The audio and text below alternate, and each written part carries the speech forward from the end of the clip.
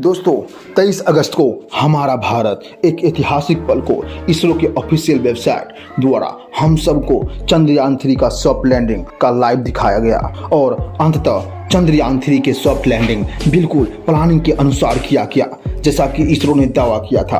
एक तरफ अगर हम लूना 25 की बात करूं तो 11 अगस्त को उसे लॉन्च किया गया और 23 अगस्त को 2:27 पर उसे चांद के ऑर्बिट में भेज दिया गया।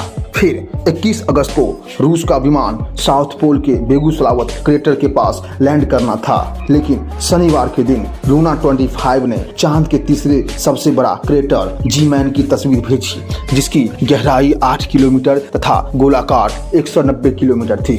सब कुछ प्लानिंग के तहत चल रहा था, लेकिन रूस का बदकिस्मती मून मिशन फेल हो गया।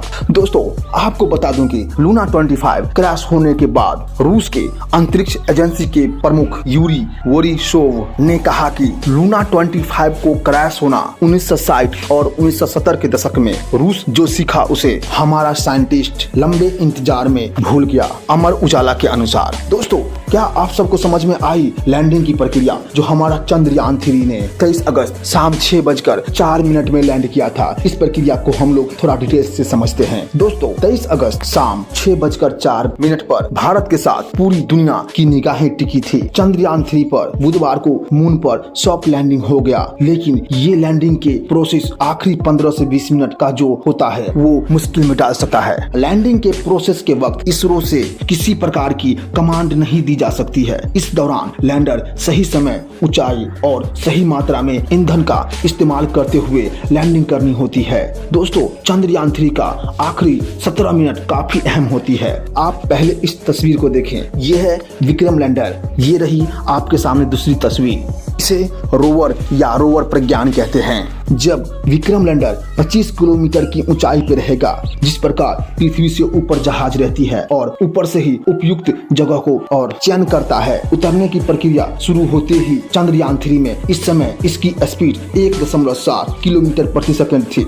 हमारा यान को अगले स्टेज तक पहुंचने में 11.5 मिनट लग गया। फिर आया लैंडर चांद के 7.4 किलोमीटर की ऊंचाई पर। उस समय किसी को कुछ समझ में नहीं आ रहा था आखिर यह क्या हो रहा है, लेकिन इसरो के प्लानिंग के अनुसार ही हो रहा था। दोस्तों आपको बता दें कि जब लैंडर डी ऑर्बिट होती है यानी ऊंचाई में कमी होती है तो उसकी स्पीड में भी कमी लाई जाती है। उसी प्रकार 7.4 किलोमीटर की ऊंचाई तक विक्रम लैंडर की स्पीड लगभग 358 मीटर प्रति सेकंड हो गई। फिर अगला स्टेज थी 6.8 किलोमीटर की ऊंचाई पर, उसकी गति में कमी लगातार लाई गई। अब इसकी स्पीड हो चुकी है 358 मीटर प्रति सेकंड। अब नेक्स्ट स्टेज था 800 मीटर की ऊंचाई। इतने दूरी पर लैंडर में लगे सेंसर्स चांद की सतह पर लेजर किरणें देकर सही जगह का खोजने की कोशिश की थी और अंततः सफल हुआ। फिर 160 मीटर की ऊंचाई पर लैंडर की गति 60 मीटर प्रति सेकंड हो गई। फिर 10 मीटर की ऊंचाई पर लैंडर की स्पीड लगभग 10 मीटर प्रति सेकंड हो गई।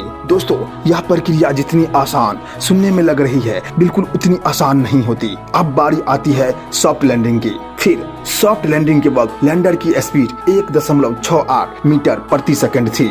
तो जैसा कि हम सबको पता है चंद्रयान 2 असफल हो गया। इस बार गलती न हो इसलिए चंद्रयान 3 में कई शक्तिशाली कैमरे लगाई गई। आपको बता दें कि पिछली बार मून मिशन सॉफ्टवेयर गड़बड़ी और इंजन फेलियर की वजह से क्रैश कर गया था। दोस्तों अगर कैमरे के बारे में हम बात करें तो एक कैमरा ऐसा भी है जिसका नाम है LHDAC। एक ऐसा कैमरा है जिसे खास तौर से विक्रम लैंडर को चांद पर उतरने के लिए बनाया गया था। इसके साथ अल्टीमीटर, डॉपलर तथा कई और शक्तिशाली कैमरा साथ काम करके विक्रम लैंडर को सुरक्षित चांद पर उतारा। चंद्रयान 2 के तुलना में विक्रम लैंडर में 2 बड़ा बदलाव किया गया था।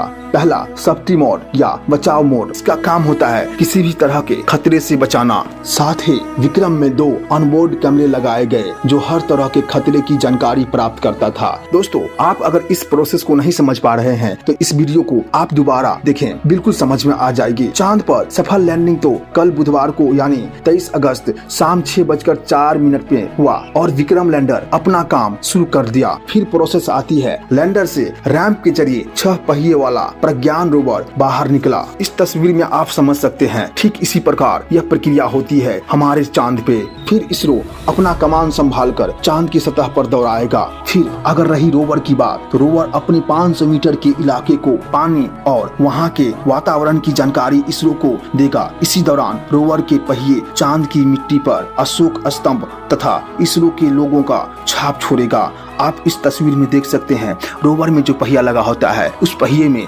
अशोक चक्र तथा इसरो के वैज्ञानिक का चित्र बना होता है। चांद के सतह पर जिस प्रकार ये रोवर दौड़ेगा ठीक उसका छाप छोड़ते चला जाएगा। विक्रम लैंडर में लगे 4 प्लोर्स अपना काम शुरू करेगा। दोस्तों यह तस्वीर आप गौर से देखें, विक्रम लैंडर का है जो मैंने आपको पहले ही बता रखा है। पहला प्लोर्स का नाम है रंभा। इसका काम है सूर्य से आने वाले प्लाज्मा कणों के घनत्व का जाँच करेगी। दूसरा प्लोर चाष्टे होता है। इसका काम है सतह पर तापमान की जांच करना। तीसरा प्लोर्स है इल्ला, ISLA भी कहते हैं। क्या आप लोगों को इसका फुल फॉर्म पता है तो प्लीज कमेंट में जरूर बताइएगा। इसका काम है लैंडिंग वाले स्थान के आसपास भूकंप गतिविधियों की जांच करेगी। चौथा प्लोर्स है लेजर रेट्रो रिफ्लेक्टर एरे, इसे LRA भी कहते हैं। इनका कार्य है यह चांद के डायनामिक्स को समझने का प्रयास करेगा। अब आप लोग को बता दूं कि चंद्रयान 3 का लैंडिंग तो हो रखा है लेकिन वह अभी चांद पे क्या कर रहा है बता दूं, अभी वो अपने प्रोसेस में है और इसरो ने उसे अपना कमान संभाल लिया है। वह अगले 14 दिनों तक जांच प्रक्रिया करेगी। साथ ही साथ चांद पे सूर्यास्त होते ही वह निष्क्रिय हो जाएगी। दोस्तों हमारा वीडियो अगर आपको अच्छा लगा हो